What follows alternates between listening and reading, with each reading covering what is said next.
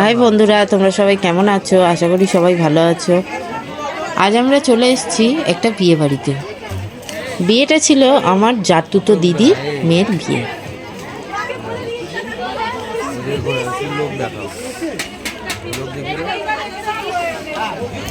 আমাদের আসতে একটু দেরি হয়ে গেছিলো, তো এসে দেখি সবাই অনেকে চলে এসছে। পাড়ার সবাই, আমার দিদিরা সবাই চলে এসেছিলো, কিন্তু বরযাত্রী এখনও আসেনি। হ্যাঁ, বিয়েটা ছিল অনেক রাতে, তো কত 10টা কতই লগ্ন ছিল, তাই জন্য বর একটু দেরিতেই এসেছে। তো আমরা একটু আইসক্রিম খেয়ে নিলাম ঠান্ডার সময়, কিন্তু তাও আইসক্রিম তো ছাড়া যায় না। আইসক্রিম খেতে আমি খুব ভালোবাসি।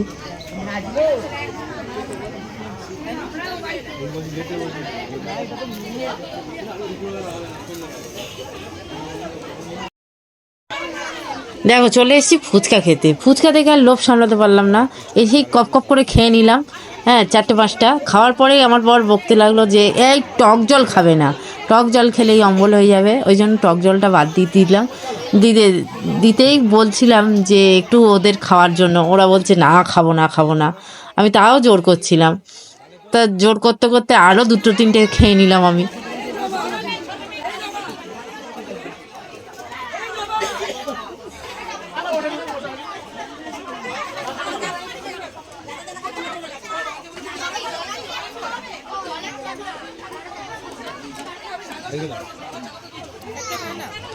অনেকবার বলার পর এইবার আমার বর এলো, মুখে আমি ঠুসে দিলাম একটা, বললাম টেস্ট করে দেখো।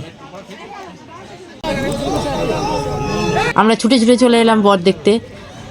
বর চলে এসছে, তো রাস্তা তো প্রচুর জাম হয়ে গেছে, পিছনে সামনে গাড়ি তো কোন দিকে যাবে, এটা তো মেন রাস্তা। বর চলে এসছে, এইবার দিদি চলে এসছে। এখন জামাইকে জল মিষ্টি খাওয়াবে, খাইয়ে গাড়ি থেকে নামিয়ে তারপর বরণ করা হবে।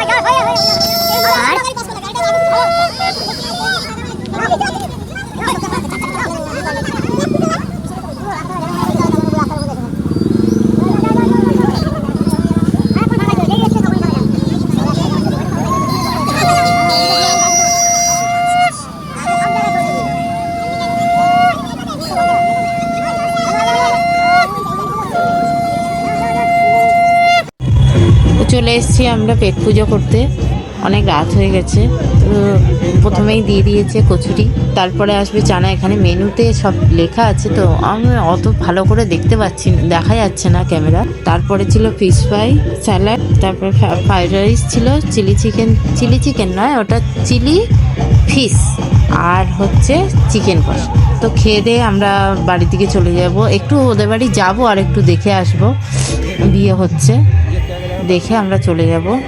তো তোমরা দেখতে থাকো, আমি আসছি পরের ভিডিও নিয়ে। ততক্ষণের জন্য টাটা।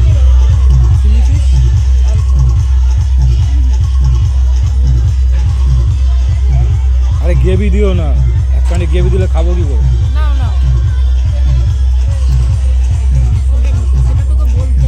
সেটা ও জানে না। সরা ওদিকে সরা, ওদিকে দেখো খাচ্ছে। এই দূরে দূরে